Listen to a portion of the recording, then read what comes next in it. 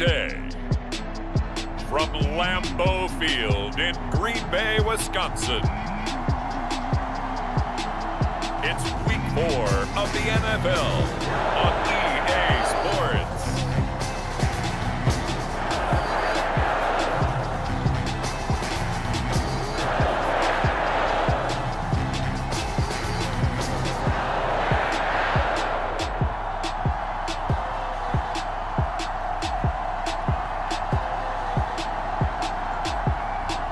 We'll see Aaron Rodgers and the Green Bay Packers taking on Ben Roethlisberger and the Pittsburgh Steelers. There's a look at one of the most iconic sports venues in the lower 48, built back in 1957 under the title of City Stadium. We are at Lambeau Field in Green Bay, Wisconsin.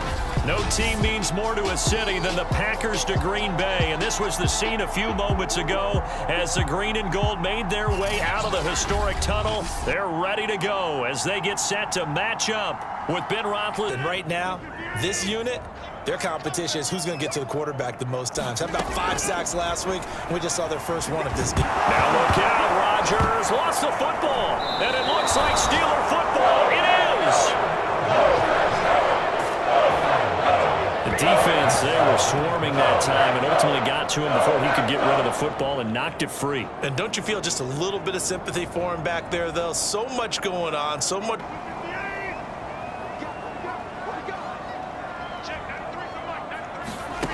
Rodgers now on first down. Well, he was hit as he threw it there, and that one winds up incomplete. And, Charles, we get a look here at the key inactives, and I tell you what, a big list. You're hoping you can get these guys back, and now you'll play well down the stretch with them. But what you're also hoping is that the guys who have to play for them. And Rodgers is going to go down. He's sacked. They'll wind up losing 10 on the sack, and it'll lead to a 3rd and long. He's the NFL sack leader coming into the game, and now that's 2 more that he's added to his total. He wants some separation from spot 1 and 2 in that sack category. And it'll bring up 2nd. Another try after the first down sack. Rodgers, nowhere to go here. He lost the football, but it looked like a Packer. Yeah, a Packer was able to get this back, and they'll indeed keep possession. A lot of bad news on that play for them, wasn't there? Lost the football, lost a lot of yardage, but I think the good news outweighs it. Able to retain possession. That was big for them. Up and out, picking up some of the slack, because remember the last drive they went 3 and out. Here's Jones. And he'll work this forward for about 3 at 2nd down. Well, they still have time to get him established, but in my estimation, they've got to pick up the urgency here.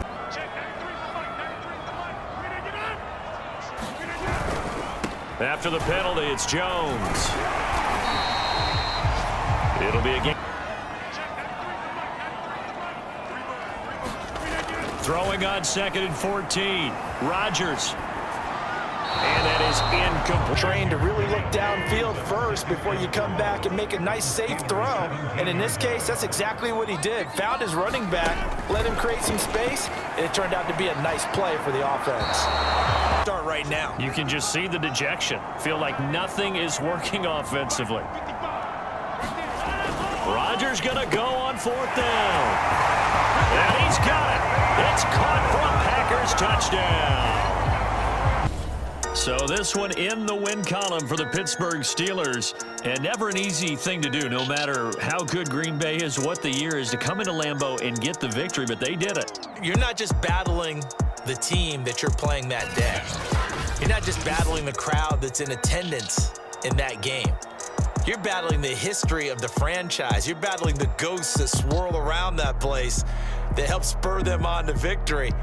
It is an unbelievable atmosphere, the most historic place in the league, and you have to make sure you stay focused on your task.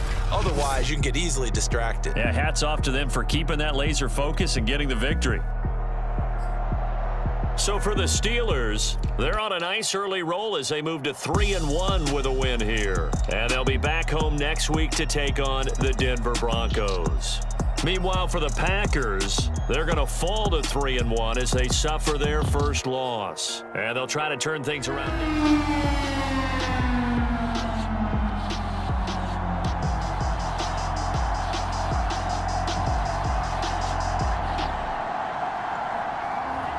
We'll see Ben Roethlisberger and the Pittsburgh Steelers.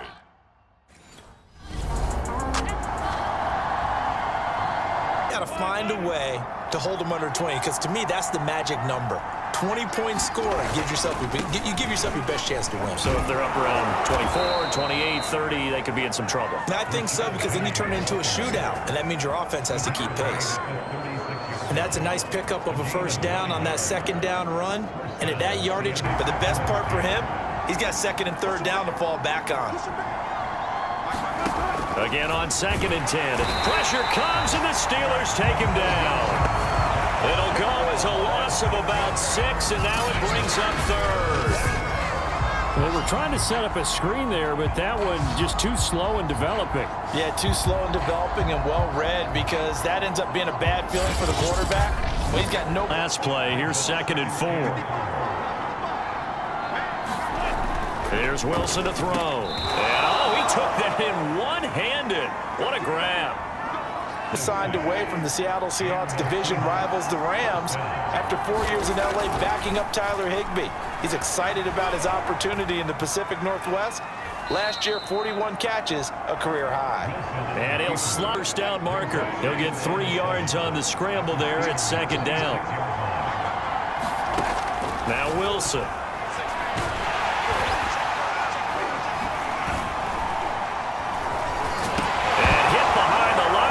The football, it's loose, but I believe a Seahawk was able to get a handle on this, so this will remain Seattle ball. Second time in this game, Charles, the ball has squirted out from his hands. Luckily, his teammate was there to pounce on it. You're right.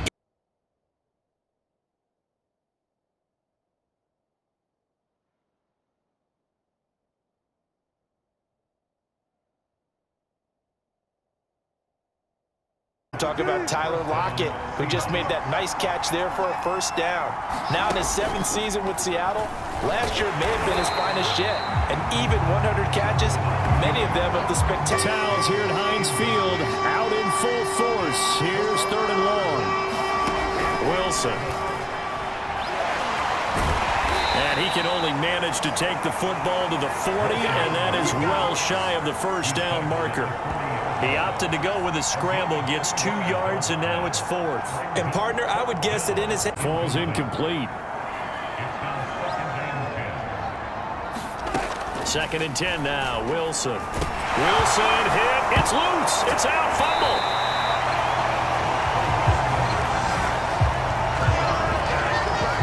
A lot of bad news on that play for them, wasn't there? Lost the football, lost a lot of yardage.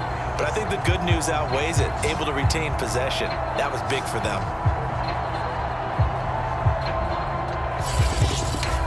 Here's 2nd and 11.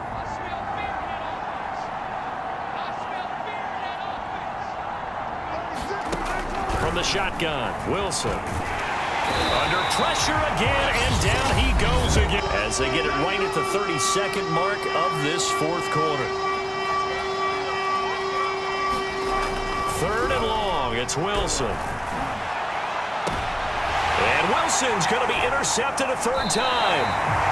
Picked off by Minka Fitzpatrick. And they take possession of the football and have it at the 36-yard line. If you combine last week and this week, he's got a hat trick going because he had 2 interceptions a week ago. He's seeing the ball so well and understanding where receivers are and positioning. I mean, just watching him work with such great technique. In the win column for the Pittsburgh Steelers, and it was their defense that really made the statement after the break. They pitched the second half shutout. Yeah, think about the team that just got vanquished. They did score in the 2nd quarter. Do you think they thought at all that that would be their last points of the game? No, but what a second half, the adjustment, whatever they did in the locker room, it certainly worked. It certainly did, and you're exactly right. Whether it was an adjustment, whether it was just more focus on what they planned to do going in, whether they just played better, whatever it was, it all came together in the second half, and no points were allowed. That's a great way to close them out.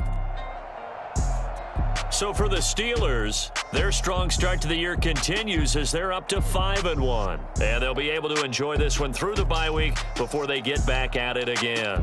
Meanwhile, for the Seahawks, the loss here will move them back to 500 at 3-3. And they'll try to make amends next week as they host the New Orleans Saints.